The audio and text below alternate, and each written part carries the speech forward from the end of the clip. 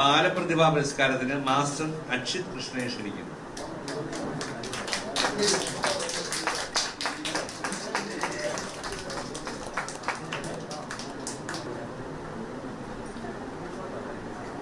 സമ്മാനദാനം കഴിഞ്ഞു.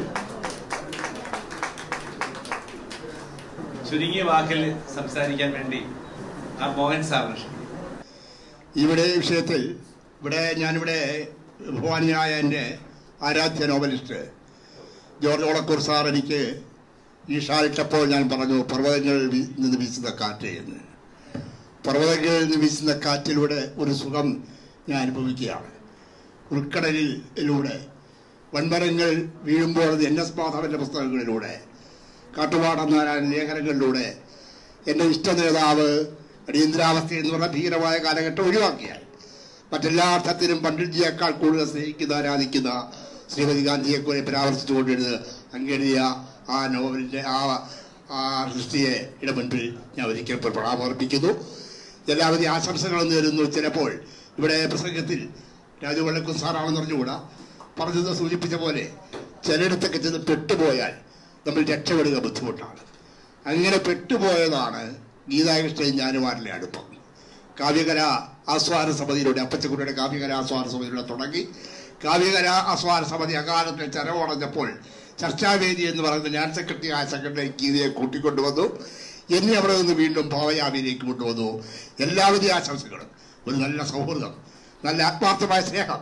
രാവിലെ മുതൽ വീട്ടിലേക്ക് കാർ ഓടിച്ചു വന്ന് എടുത്ത് വണ്ടിയിൽ കയറ്റി വീൽ ചെയർ സംഘടിപ്പിച്ച് ഇവിടെ കൊണ്ടുവന്ന ടോജോ മോനും ജോസ് കുട്ടി സാറും അടക്കമുള്ള മുഴുവൻ നല്ല സൗഹൃദങ്ങളുടെ മുൻപിൽ ഒരു വലിയ സമ്മാനം നൽകിയിട്ടുള്ള, അതാണ് ഏറ്റവും വലിയ സാഹിത്യം, അതാണ് ഏറ്റവും വലിയ വിശ്വസാഹിത്യം എന്ന് പറയുന്ന ജീവൻ സാഹിത്യം.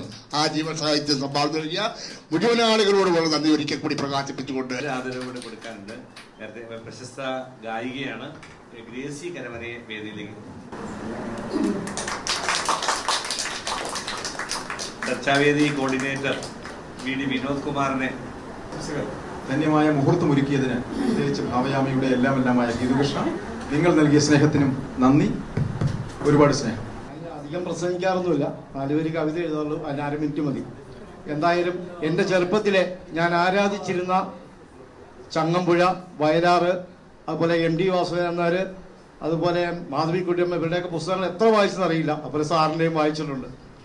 ആ മഹാപ്രതിഭകൾ അവരുടെ കാലഘട്ടത്തിൽ ജീവിച്ചു പോയി എന്നുള്ളതിൽ വളരെ സന്തോഷമുണ്ട്. എനിക്ക് ഏറ്റവും ഇഷ്ടപ്പെട്ട ജോർജ് സാർ പറഞ്ഞ എനിക്ക് ഏറ്റവും ഇഷ്ടപ്പെട്ടൊരു വരി, ചങ്ങമ്പുഴയുടെ ആ സ്മൃതി മണ്ഡപം അടിച്ചു വാരാൻ കുട്ടികളെ കൊണ്ടുപോയെന്ന് പറയുമ്പോൾ അതിനപ്പുറത്ത് എന്ത് സാഹിത്യമാണ് നമ്മൾ വരും തലമുറക്ക് കാണിച്ചു കൊടുക്കേണ്ടത്.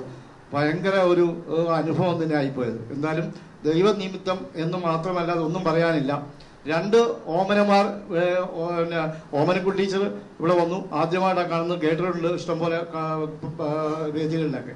എന്തായാലും ഇത് ഞാൻ എഴുതിയ 4 വരി ആരെങ്കിലുമൊക്കെ സംഗീതം ചെയ്യുക. ഇന്നു കൊഴിഞ്ഞു പോകുമോമന സന്ധ്യയിൽ ഇഴചേർന്നിരുന്നതോ ഭാഗ്യമല്ലാതെ എന്തോ, ഈ ജീവിതാകാശത്തിൽ കണ്ടുമുട്ടി നല്ലൊരു ഓണനിലാവിനു സമമാമൊരു പ്രൗഢമുത്തിനെ.